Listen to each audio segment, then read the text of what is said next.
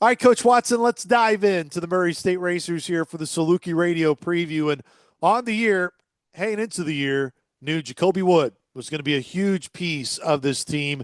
And right now, he does lead them in scoring, but it's multiple racers that average right in between that 10 to 13 point threshold.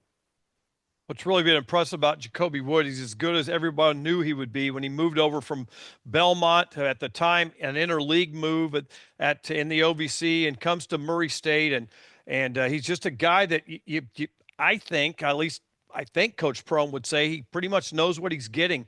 And that's hard to come by. Consistency, we talked a lot about that with the Salukis, but Jacoby Wood can score the ball. The other thing he does, he shares the ball at a high rate. Terrence Harkin, he's been big in the recent stretch here for Murray State, was a big reason why they had a chance to win on the road at UIC. Made clutch free throws to continue that game, just clutch shots. He's been a guy in big-time moments this year that Murray's been able to go to.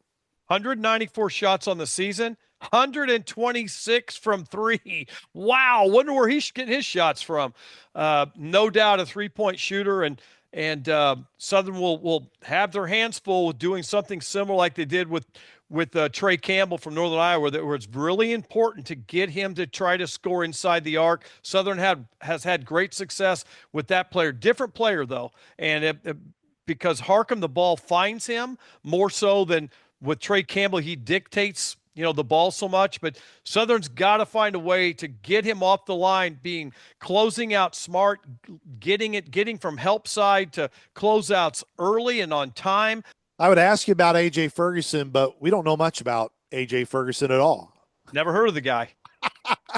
A.J., of course, has had really a big transition to Murray State, and all the guys that I also believe that Coach Prohm would say has been a constant for them, Coach Watson, has been A.J. He's been really good defensively, which that is something that he was a huge part of here at SIU as well. Yeah, I think about what he did to the Racers last year down there, and that was typically AJ's game. What AJ does that doesn't show up on stat sheet is he has such a long, wide wingspan. When he and Kennard Davis played together, it seemed like when they were on either side of the court guarding the wings, it seemed like the whole court was taken up when they were in a stance and their arms were out.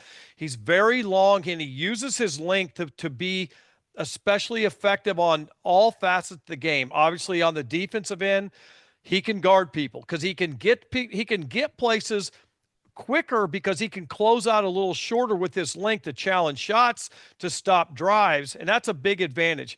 He's leading their team on the season in rebounding. Again, he uses his length. He's very good. He's very productive about going the offensive boards, but he's a good defensive rebounder. He could, like a lot of the Saluki guys, he can get it and go and create offense himself.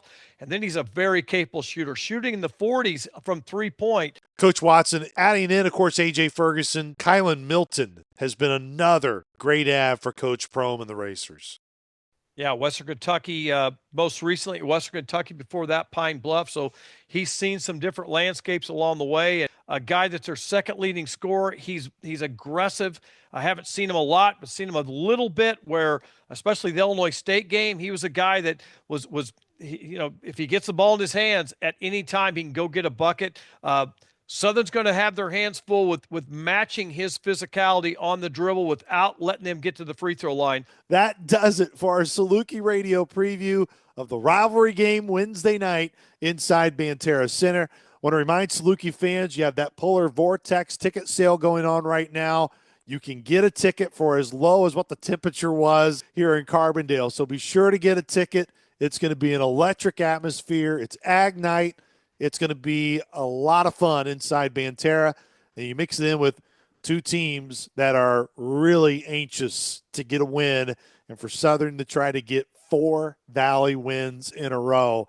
Why wouldn't you want to be inside Warren Banterra Center on Wednesday night? So for the coach, Rodney Watson, I am Luke Martin. Our coverage Wednesday night begins at 5 o'clock with tip-off at 6. We will talk to you then, Saluki Nation. Go Dogs.